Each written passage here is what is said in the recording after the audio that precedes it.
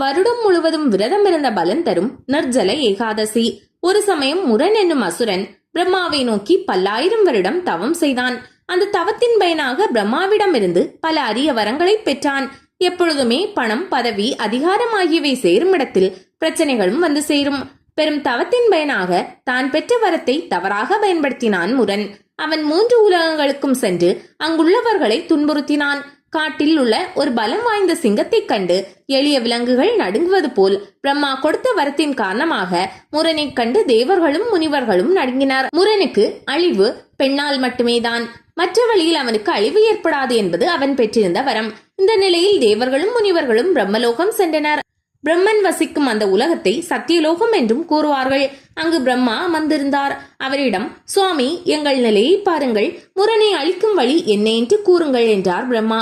அவனை படைத்தவன் நான், வரமும் நான் தான் கொடுத்தேன்.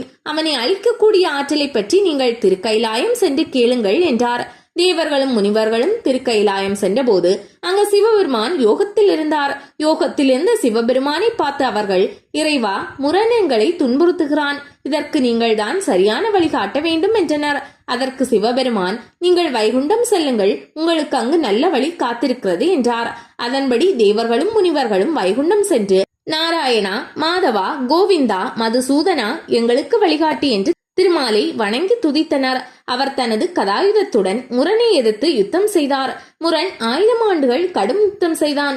இனி முரண் அழியக்கூடிய நேரம் வந்துவிட்டது என்று கருதி அங்கிருந்த ஒரு குகையில் சென்று பகவான் யோக சயனத்தில் இருந்தார். அந்த யோக சயனத்தின் பொழுது ஒரு பெரிய ஒளி அவர் உடலில் இருந்து தோன்றியது. அதே நேரத்தில் முரனும் அந்த குகையின் உட்புறம் வந்தான். அந்த ஒளி ஒரு பெண்ணாக மாறி முரனை எரித்தது.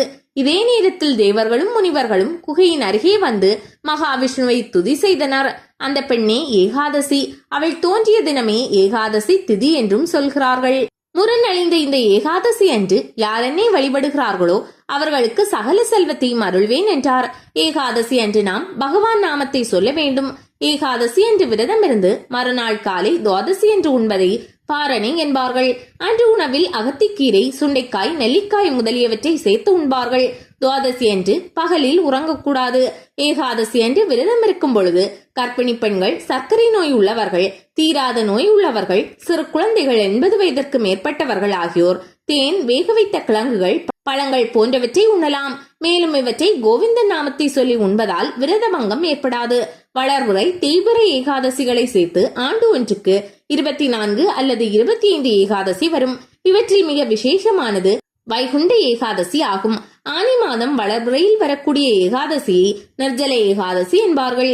இந்த பெயர் வந்ததற்கு ஒரு காரணம் இருக்கிறது, அதை பார்க்கலாம். ஒரு சமயம் பஞ்ச பாண்டவர்களில் ஒருவரான பீமனுக்கு நாம் விரதம் ஏதும் மேற்கொள்ளாமல் இருக்கிறோமே என்ற ஏக்கம் உண்டாயிற்று. மற்றவர்கள் ஏகாதசி விரதத்தை முறையாக கடைபிடிக்கும் பொழுது தான் மட்டும் இந்த விரதத்தை கடைபிடிக்க முடியவில்லையே என்ற வருத்தம் அவனுக்கு ஏற்பட்டது. வேதவியாசரிடம் சென்று, மகரிஷியே, என் சகோதரர்களும் என் தாயாரும் என் மனைவியும் ஏகாதசி விரதத்தை நல்ல முறையில் அனுஷ்டிக்கின்றனர். அவர்கள் இருக்கும் விரதத்தை பார்க்கும் போது எனக்கு வருத்தமாக இருக்கிறது. எனக்கு எப்பொழுதும் உண்பதில் அதிக ஆர்வம் உள்ளதால் என்னால் விரதம் இருக்க முடியவில்லை. இதற்கு ஏதாவது வழி சொல்லுங்கள் என்றான். அதற்கு வேதவியாசர், பீமா, உன் மனதில் பகவான் இருக்கிறார். உனது எண்ணம் தெரியும். பொதுவாக 24 ஏகாதசி என்று சொன்னாலும் மொத்தம் 25 ஏகாதசிகள் வரும். இப்பொழுது நான் உனக்கு ஒரு விஷயத்தை சொல்கிறேன். ஆனி மாதம் வளர்புறையில் வரக்கூடிய ஏகாதசி அன்று நீ ஜலம், அதாவது நீர் கூட அருந்தாமல் உபவாசம் இரு. அப்படி இருந்தால் உனக்கு இந்த வருடம் முழுவதும் ஏகாதசி உபவாசம் இருந்த பலன் கிடைக்கும் என்றார். அதனால் ஆனி மாதம் வரக்கூடிய வளர்புறை ஏகாதசியை நிர்ஜல ஏகாதசி என்றும் பீம ஏகாதசி என்றும் அழைப்பார்கள். இந்த ஏகாதசி அன்றுதான் பீமன் விரதம் இருந்து பகவானின் அருளை பெற்றதாக கூறுவார்கள். அதனால் ஏகாதசி விரதம் வருடம் முழுவதும் இருக்க முடியாதவர்கள் இந்த ஒரு நாள் ஏகாதசி விரதம் இருந்தால் போதும்.